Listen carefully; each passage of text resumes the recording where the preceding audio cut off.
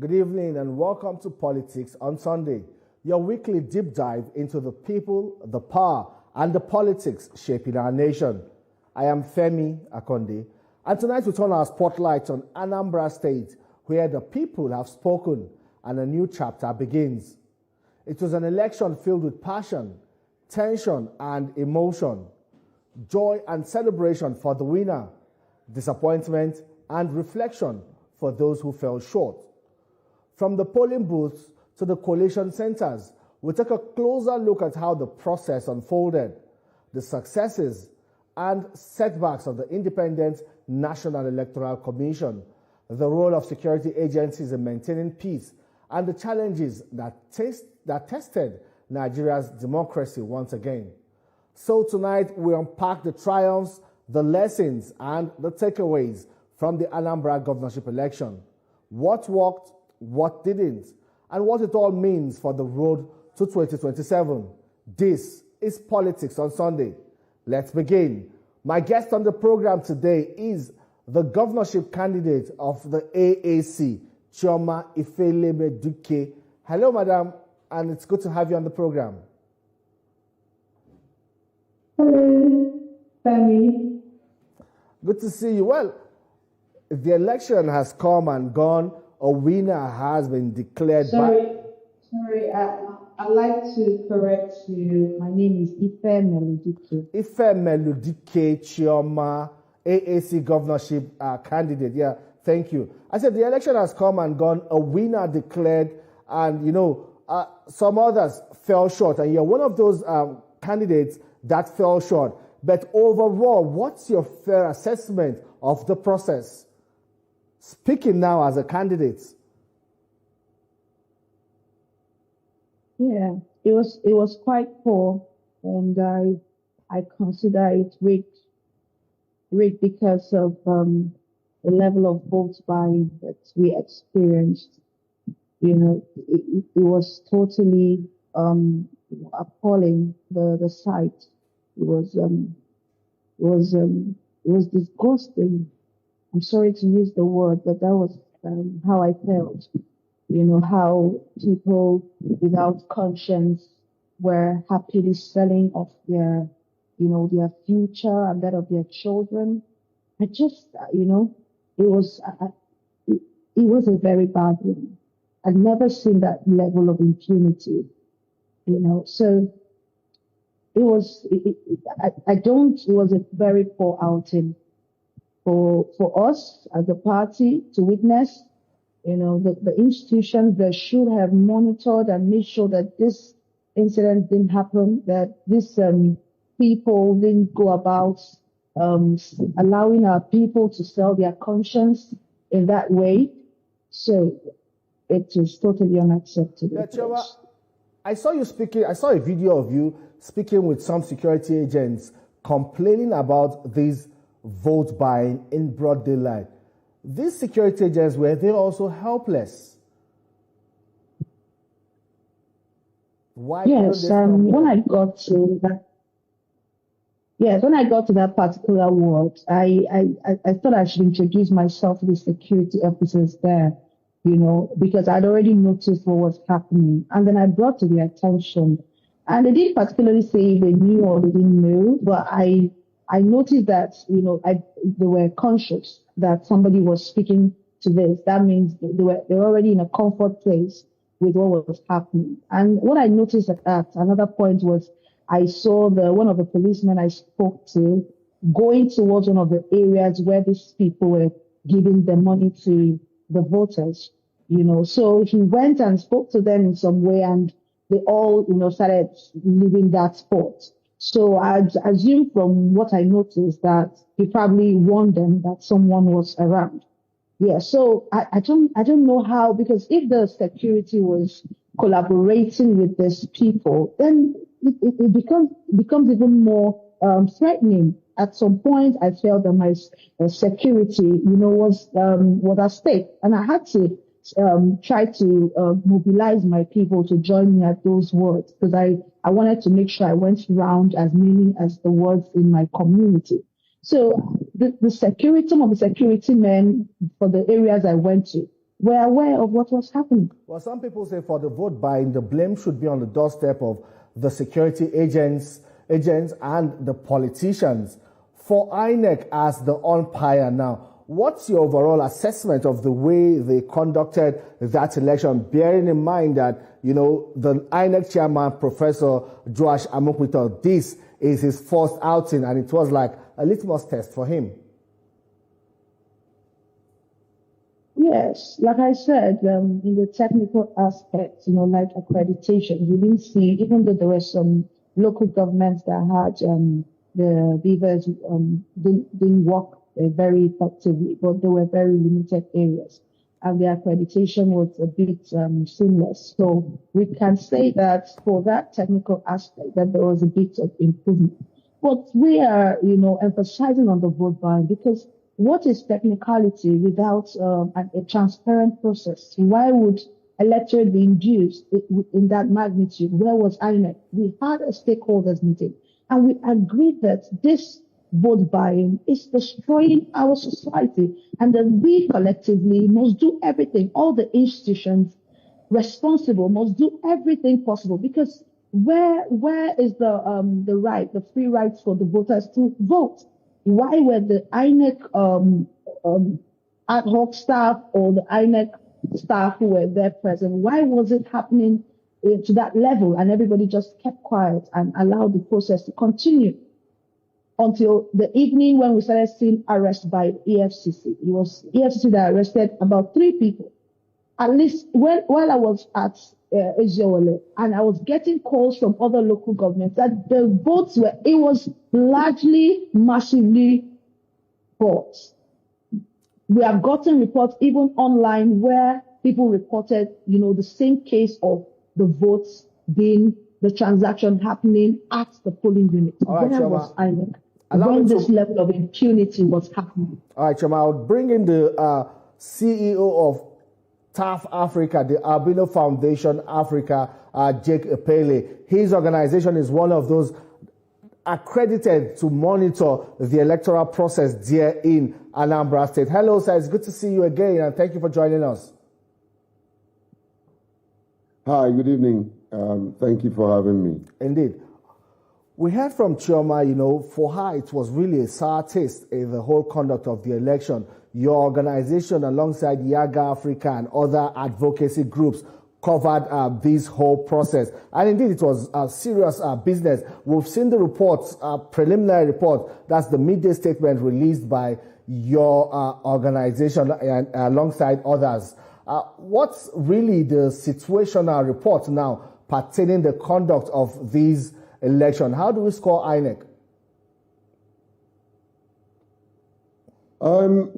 I think it's important for us to understand the INEC's position when it comes to election administration. It's also important. I don't speak for INEC. I will never speak for INEC. I don't like most of the things they do. Yeah. I don't like most of the things they do. But let's set the record straight. I listened to the candidate, Chioma, was saying that there was vote buying and INEC couldn't do anything. That's not their responsibility. That's not their responsibility. INEC don't even have the power to arrest, However, it is the responsibility of one, the person who is given money to purchase a vote. It is the responsibility of the person who is receiving money to sell his or her vote. It is the responsibility of politicians to also help in holding such individuals accountable. But generally, it is the responsibility of the likes of EFCC to arrest, prosecute, and to ensure that the person will end up in jail. But oftentimes, it never happens. We will see, I was in the polling unit when a retinue of INEC, of EFCC official in their red jacket it came in, it was like a politician was entering, or a rock star was entering a stadium to perform. However, little or nothing is done. I mean, the vote buying was happening just a few polls away. And I was glad when I heard that they did some arrest. But we've always been told that they are arrested. We have seen that they are arrested, but nothing happens at the end of the day. And so vote buying, unfortunately, politicians have made it a commonplace in our politics. And it's very unfortunate. And it's one of those things that would destroy this democracy and the democratic process. I mean, Chioma, I respect you as a woman, and I'm a he for she, that you contested the election and all that. But politics is something that you have to learn preparation.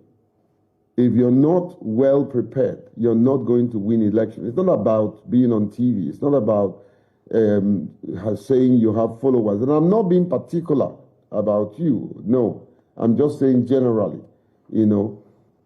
preparation determines performance. And too many people trying to get into the political arena, especially in Nigeria, that you are not absolutely, totally prepared. All right. All right, just a minute. Mentally. Just a minute. Speaking about preparation, Mr. Jake, speaking about preparation, well, at this point, we're prepared for a quick commercial break. We'll continue this conversation when we return. Don't go away. Welcome back. Chioma Ifemeludike and Jake Apeli are still with me on the program, talking about the Anambra governorship election. Chioma, let's come to you quickly. Hello, Chioma, are you with me? Yes, I can hear you. Yes, can you hear me? Yes, I'm asking, will you challenge the outcome of this election in court? Will your party challenge the outcome? We're yet to put out a statement, and I would like to hold until the statement is out before I can make such, declarations. So, but I want to add that to the man who spoke earlier before myself. I don't. What is the measurement? How do you measure the preparedness of a people? How can we even tell who is prepared or not or enough when electorates are induced? I mean, this is not a place to school others. And you said you're not directed at me, but you're calling my name. I don't think it's a place to school people on how to be, because if these so-called prepared political parties are sure they are prepared, why are they paying for the votes? Because if they hadn't paid for the votes, then we can know who actually is prepared. Because when the electorates are paid, how then do you tell who they genuinely support? So why did they pay if they are prepared? So it's not an issue of how prepared the person is. We're talking about the impunity we have seen on Saturday, on the 8th of November, which is unacceptable. So if especially the incumbents, the APGA political party, could dole out 3,000 to thousands of the Anambra state, how then do we know who is prepared enough? But Chioma, this is not an issue of trying to screw other people. They didn't even give the room for us to know who came to this political. Chioma, you just said APGA, and that's an allegation. Some people will say all political parties are guilty of inducing voters with money. Perhaps some were just able to outspend the others. So maybe singling out APGA might not be too fair. Don't you think so? Well, I am speaking to the one I saw, and I have the evidence. I have them. They actually wanted to pay me for votes. It was that normal. Don't they pay you to vote for APGA? Because they didn't know me. I walked in one of the wards. They couldn't identify me because I didn't walk in with convoy or with entourage. So they didn't know I was a candidate. And they approached me, when you vote, you walk over here and you get paid. They were being paid in open. Everybody saw it. They were paid 3,000, old men, old women. So how do you tell that a particular party is prepared or not when you didn't even give room for it? What was the need for paying people and criminalizing and polluting our politics to that magnitude? So this is not a place to school any political party where the incumbent themselves, who should have led by example, did not allow for a fair and credible play. Chairman, some people say preparing for an election would mean having that capacity to crisscross the length and breadth of the state. And that is capital intensive. It costs a lot of money. And all of these things come to play in determining how votes, are swayed from one side to the other. Will you say this played a factor, the money factor? Would you say it played a significant role in determining, I'm not talking about the vote buying now, the ability of the big parties to fund their campaigns? Did it also play a role in the outcome? Oh, well, the inducement started even before the election, because some of the numbers you see, what they call mobilization, is to pay off these people to, look like they have the numbers. I said this before, subtract the money factor. They are empty. These political parties they don't have genuine support from the people. It is the money. And they leave this money as a bait. They allow the people to feel this money. That's why it's an inducement. So even before the campaign, this is what they call the structure. Indeed. They invest this money heavily. It triggers down to the common person. And then furthermore, they cement it on the day of election, like what we saw. So there's already an expectation. This has become almost like a culture. But on Saturday, it was more than usual. It was done in open places, without any form of caution or consideration or conscience. And this criminalizes our politics. I hear you, Choma. Mr. Jacob Pele, do I still have you there? Yes. Yes, we had Chioma now. Not only Chioma, a lot of people talked about this vote by how it marred the election. Thankfully, it was peaceful. There were no records or the records of violence were isolated, if there were even any, and that is something to also take note of, the peaceful conduct of the election. But how and why did security agencies fail? We have seen the interagency meetings and all of that leading to the election. But we still have this issue of vote buying, not the fault of INEC, as you have just said, security agencies failing to stop these vote buyers in their tracks and stopping them from inducing voters on election day. Yeah, first of all, I understand the way Chioma feels. Chioma, I wasn't trying to direct at you or attack you or trying to disagree with some of the things that you are saying. First of all, I congratulated you as a woman that you had, you decided to come out to contest an election. But I was just saying generally that sometimes the problem with candidates who are weak, and that's not making particular reference to you, the weakness is traceable to their unpreparedness, and it's across board. So it's not about your person. Okay, maybe Mr. Jake, when you say unpreparedness now, however, Mr. Jake, hold on, please. We'll come to that. But let's get this clear. When you say unpreparedness now, maybe you should expatiate. What really do you mean when you say unpreparedness of certain candidates? Maybe if you explain that, I should understand better. Okay, so if you want to, I've been the CEO and founder of my organization. And by the way, my organization is TAF Africa. We changed from the Albino Foundation to TAF Africa. And we focus generally on governance, but particularly on inclusion of persons with disability in the electoral process. And as a result, I have mentored a number of persons with disability who are going into politics. And what we do in my mentorship, which is not designed to, it's not a classroom, so we're not trying to teach anybody what to do, what not to do, but we lay out from experience what we know. Politics is about leadership. Leadership needs grooming. And if anybody rejects that grooming, then you're not prepared for leadership.